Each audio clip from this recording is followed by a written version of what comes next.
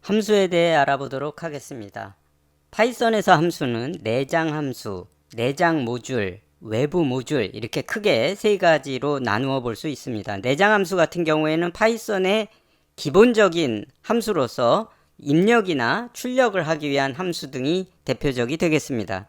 내장 모듈은 이러한 여러 개의 함수들을 기능별로 모아놓은 것이 되겠습니다. 주로 수학에 관련된 함수들이 모아져 있는 math라는 모듈이 있고요. 그 다음에 통계에 관련된 함수들을 모아놓은 statistic이라는 모듈이 있습니다.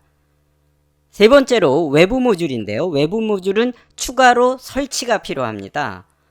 그래서 데이터 분석용 외부 모듈, 인공지능용 외부 모듈, 이미지 인식용 외부 모듈 등 이렇게 파이썬에는 굉장히 용도에 따라서 다양한 외부 모듈이 있습니다.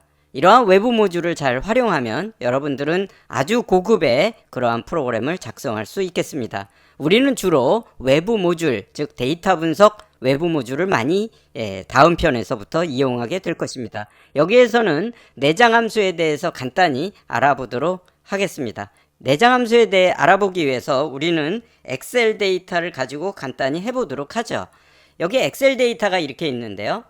그럴 경우에 만약에 수학 점수만의 합을 구하고 싶습니다. 그러면 우리는 어떻게 할 거냐면 여기에서 수식을 지금부터 쓰겠다. 그래서 첫 번째 학생의 수학 점수가 있는 위치, 즉 변수가 B2가 되겠죠.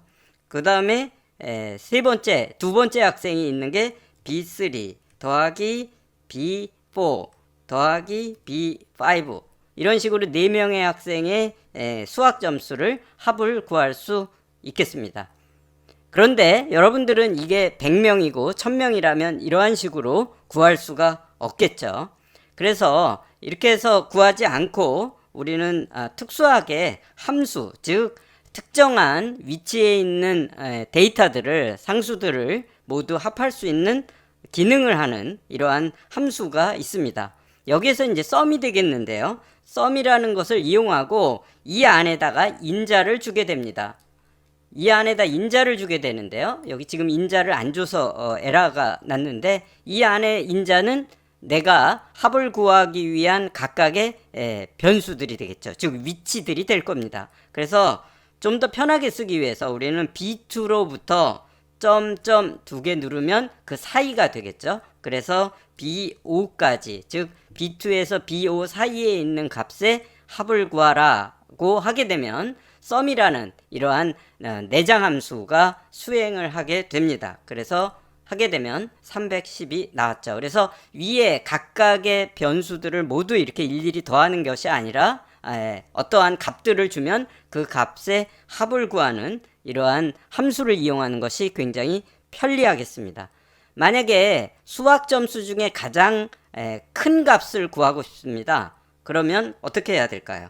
그러면 여기에 그 함수가 max가 됩니다. 그래서 max하고 우리는 B2부터 B5 사이에 있는 값 중에 가장 큰 값을 구해라 이렇게 하게 됩니다. 그러면 90이 가장 크죠.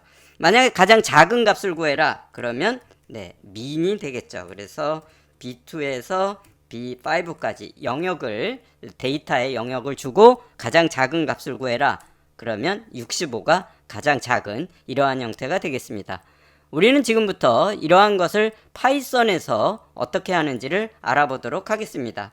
먼저 데이터를 가져다 놓도록 하겠습니다. 그래서 우리는 수학 점수를 math라고 하는 이제 변수에다가 저장을 할 텐데요.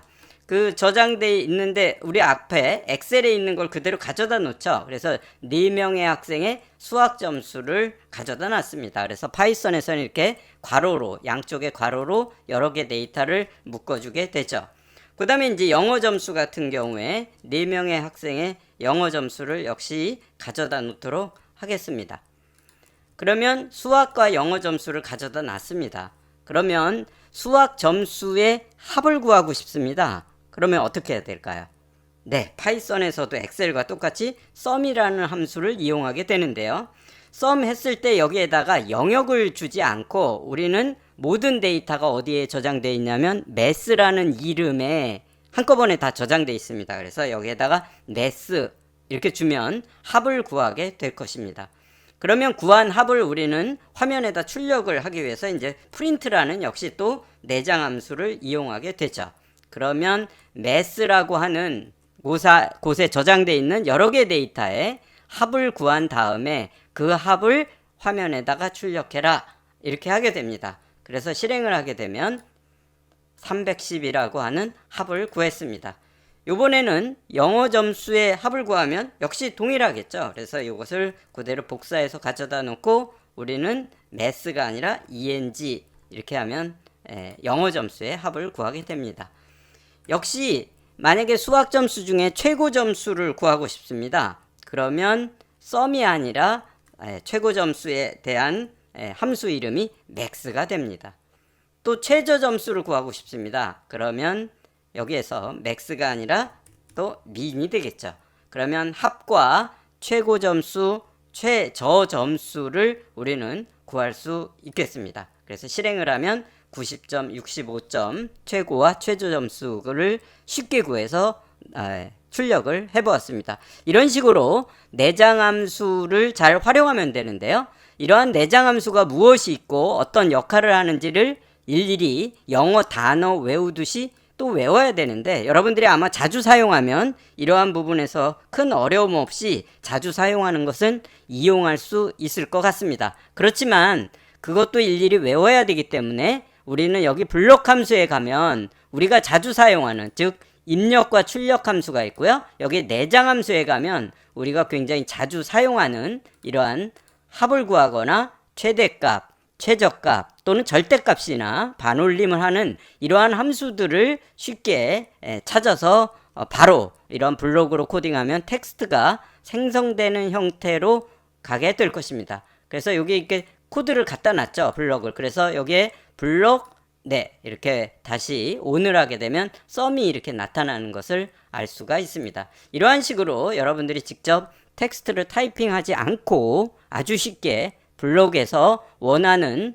이렇게 한글로 나와 있는 형태로 원하는 작업들을 쉽게 할 수 있는 그러한 코딩을 함수들을 이용해야 되기 때문에 꼭 필요한 그러한 내용이 되겠습니다. 우리는 앞으로 판다스라고 하는 이러한 데이터 분석에 필요한 이러한 라이브러리, 즉 외부 모듈이 이미 설치가 되어 있거든요.